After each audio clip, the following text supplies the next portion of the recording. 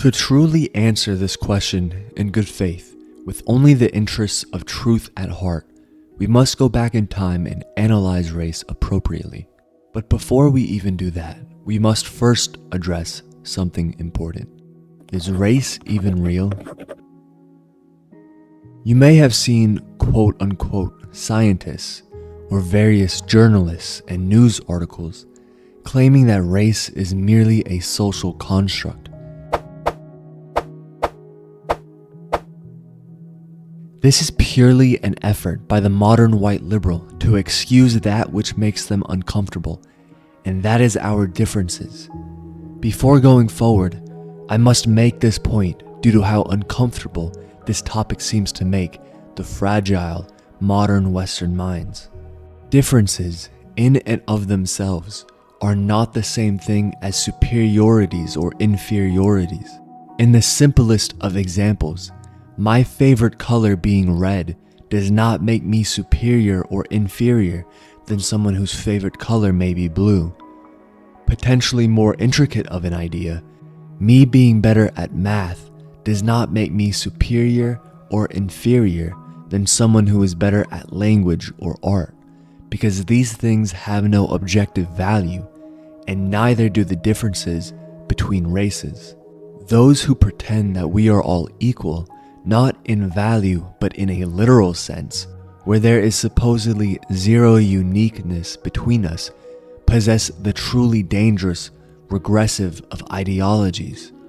This is the ideology of the Western white liberal, disguising their hatred and at best uncomfort with a mask of tolerance and acceptance.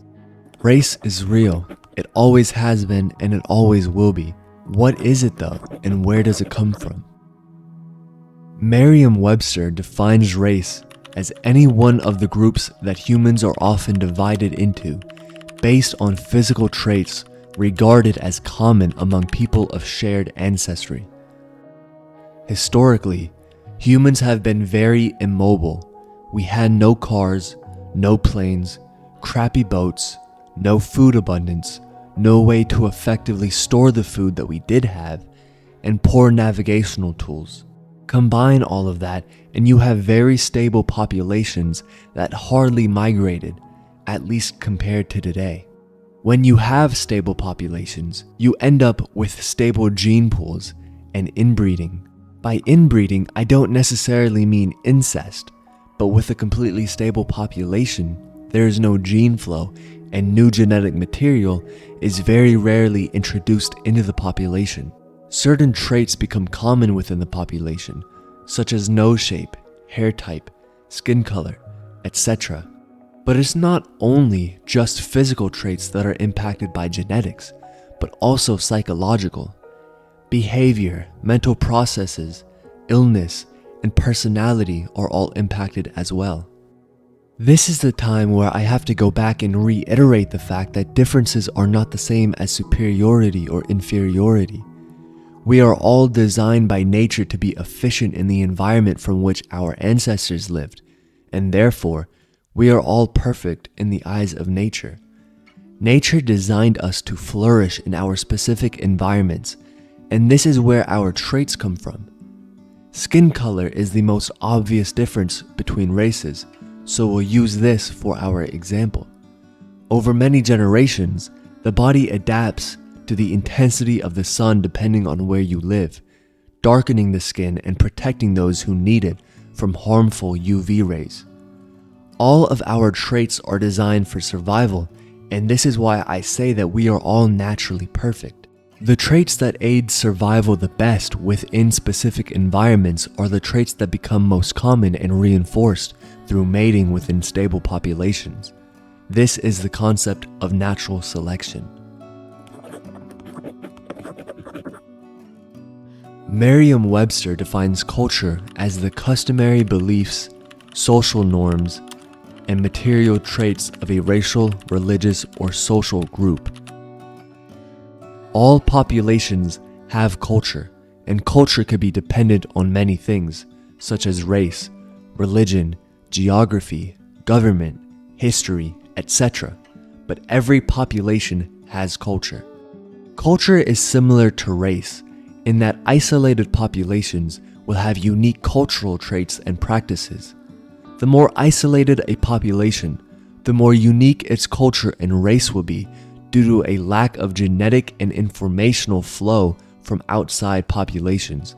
Though it does exist, there are few examples of truly and completely isolated populations.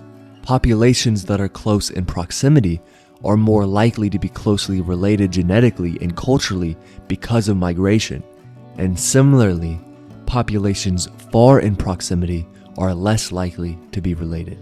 Because populations have been so isolated throughout history, they would have both a unique culture and a unique race. If culture A and race A only exists within population A, it is only logical that those of race A are from culture A, seeing as though population A is monocultural.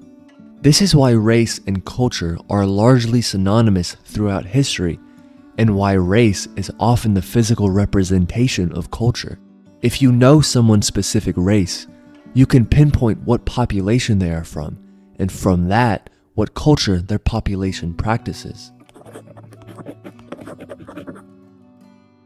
The urge to protect and survive is possibly the most overwhelmingly powerful biological instinct that all organisms possess, and humans are no exception. We always have and we always will have this instinct, but surviving has always been difficult, and retrospectively, we tend to overlook that fact today.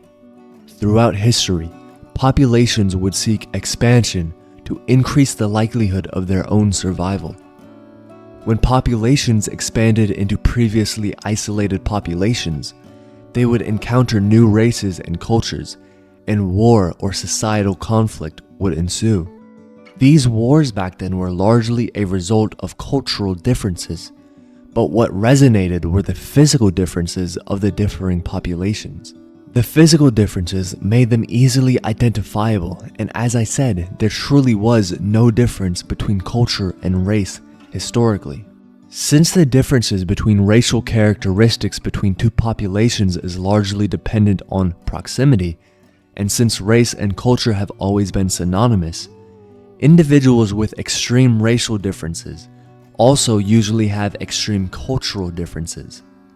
Cultural conflicts pose a threat to both cultures, and humans' instincts to protect and survive go into overdrive when faced with a race with extreme differences because of the cultural differences that come with the physical. Because skin color is such an easy racial identifier, this is usually the racial characteristics that individuals focus on the most. Africa has some of the harshest and most brutal geography in the world, and that makes travel especially hard on much of that continent. Because of this, Africa is by far the most racially diverse continent in the world, with thousands of unique races and languages. Just in Nigeria alone, a country just marginally larger than the state of Texas in size, there are over 500 languages and 300 races. Travel is nearly impossible, and many populations are completely isolated. Europe, on the other hand, only has about 250 languages and less than 100 races on the entire continent.